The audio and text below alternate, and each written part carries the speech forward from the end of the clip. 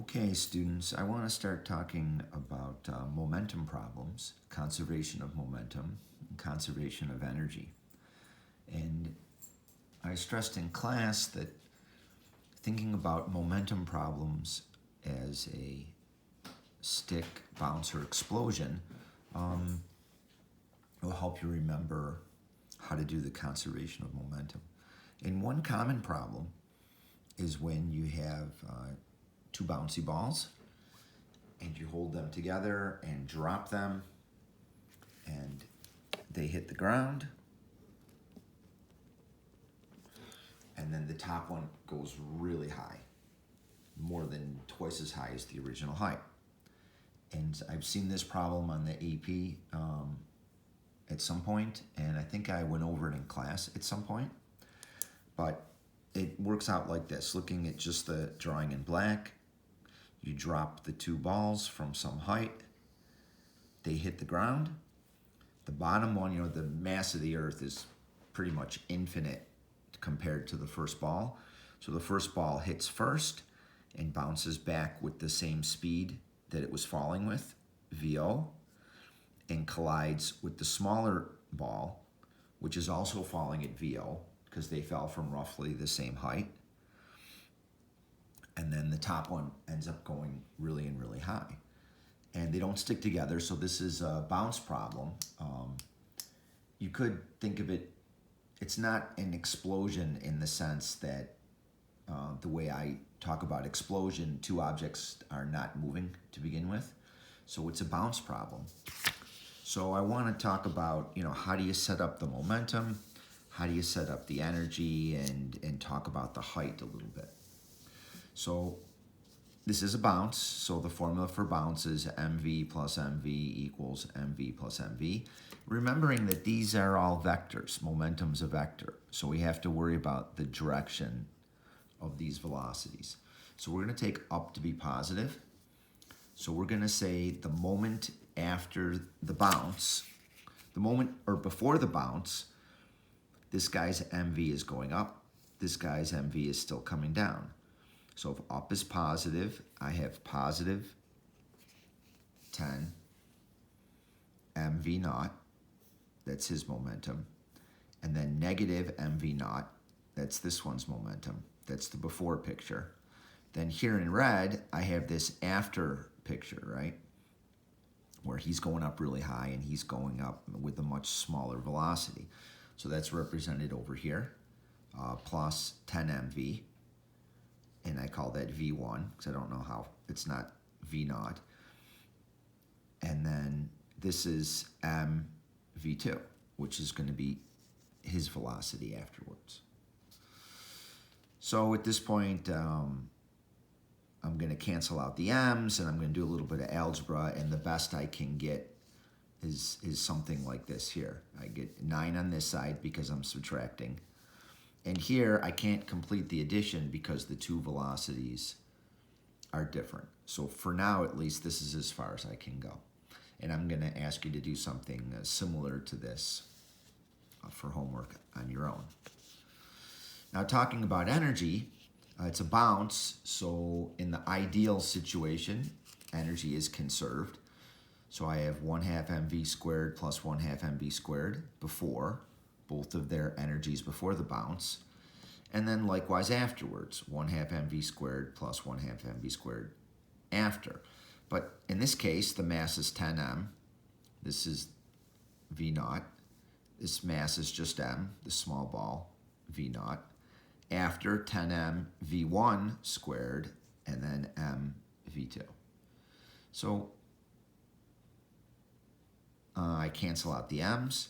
So over on this side, I get 11 v naught squared. And then over here, again, I can't do the addition because the two v's are different. But I get 10.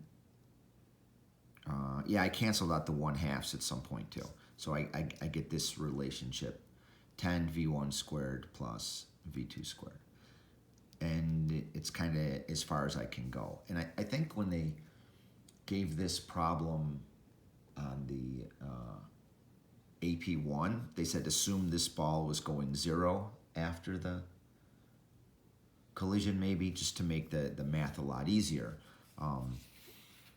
But in the past, we used to have to do all this math, and I'm going to show you what that looks like in a sec.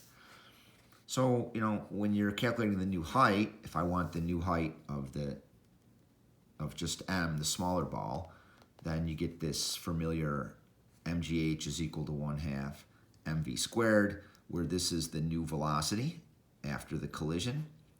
So I went ahead and solved this for h. So the m's cancel out. I take g to the other side. I get this.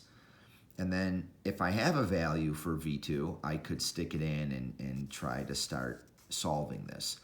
So up here, if I take the 10 to the other side, I get v2 is equal to 9 v0 minus 10 v1. So that's what I'm showing here, and I have to square this craziness and try to get the height here. So I want you to do something similar to this. And really quickly, I'm going to show you how you would actually go ahead and solve this. I just wanted to see what it came out to be. So, because I wanted to talk about the new height. So what did I do? I started with this equation here, and I said, well, okay, I'm going to solve this for v2. So or actually I solved it for v1. So v1 comes out to be this mess. And then I went back to this equation that I had here in pink, and I substituted in the v1 for v1. So that's what I did here. And then at this point, I just had to crunch the numbers. So, I mean, I squared all the terms to get rid of the square root. And then this squared is 100, and then I divided through, and I combined the like terms, and ultimately v2 came out to be 2.9 v0. So about 3 times faster. So with a little bit of rounding there, that comes out to be 3, which is a nice number. So then, this is important, if I know that, you know, v2 is equal to 3 times v0, what's the new height? So I'm going to say, well, the original height, mgh, is equal to 1/2 mv squared. So this is the original height of the small ball. So now I'm going to do it again, but I'm going to use vf here.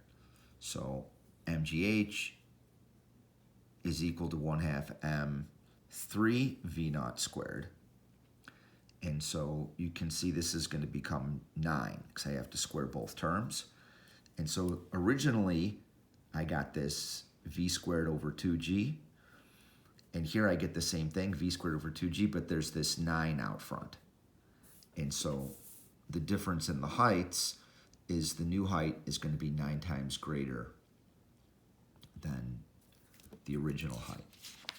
So with that in mind, well, let me give you the second example. So I'm going to ask you to do something similar to that. But first, let's look at the other really common problem that we've done in class before, which is the ballistic pendulum, which is a stick problem. So I fire the bullet at v0, velocity v0. It sticks into the block. Here I'm saying it's 5 times heavier, and it goes up to some height when the two are stuck together. So you remember in a stick problem, it's mv plus mv equals m plus m vf. In this case, the block wasn't moving. So I have the momentum of the bullet is equal to the momentum after, which is going to be 6m, because the two are stuck together, in the final velocity. So the math a little bit nicer here. The final velocity is 1/6 the initial velocity. So with the stick problem, energy is not conserved. So if I wanted to show that, I would use 1/2 mv squared, the before condition, and the 1/2 mv squared, the after condition, combining the two masses. And because this is in terms of v0, I can use the answer I got over here in for v0. And ultimately, when I do that, I get 1/2 V naught squared on this side and 1/12 V naught squared on this side, showing that this side is greater, right? A half's greater than a 12th, so therefore energy was lost. And could I calculate the height? Well, to calculate this height here in terms of V naught, I'd use this familiar formula again. 1/2 mv squared equals mgh. And if it has to be in terms of V naught, I'm going to use this 1/6 V naught here. Square the 6, I get 36, and then I double it, so 72. So I get this crazy thing down here. H is equal to V squared over 72G. So I'm going to upload this example as a PDF, but here's what I want you guys to do. I did one stick and one bounce. I want you guys to reverse them. So I want you to take, this is kind of like the ballistic pendulum here. This is a string. This mass slams into this 10 mass and then bounces off. This does gain some momentum and it swings up to some height h. So I'd like you guys to answer for me, or to have an equation for V1, that's the large ball here, an equation for V1 in terms of V naught and V2 using conservation of momentum. So very similar to the bounce problem I was just talking about. Then an equation for V2 using conservation of energy. So again, similar to the bounce example. Then an equation for the height in terms of V1 and V2. So you don't have to solve these things and do a lot of math, but for number 1, you should have V1 equals and something with the other two velocities. Same thing for number 2. And number 3, you should have H equals something that has V1 and V2. And it's okay to have fundamental constants in here as well. The other problem I want you to do is the two balls. They get dropped from height h, and then right before they hit the ground, they're both going V naught. Just like before, this one bounces up with speed V naught. This one is still falling with speed V naught, but this time they stick together, and then they're going to go to some lesser height. So I'd like you to write an equation for VF in terms of V naught. So VF equals something in terms of V naught.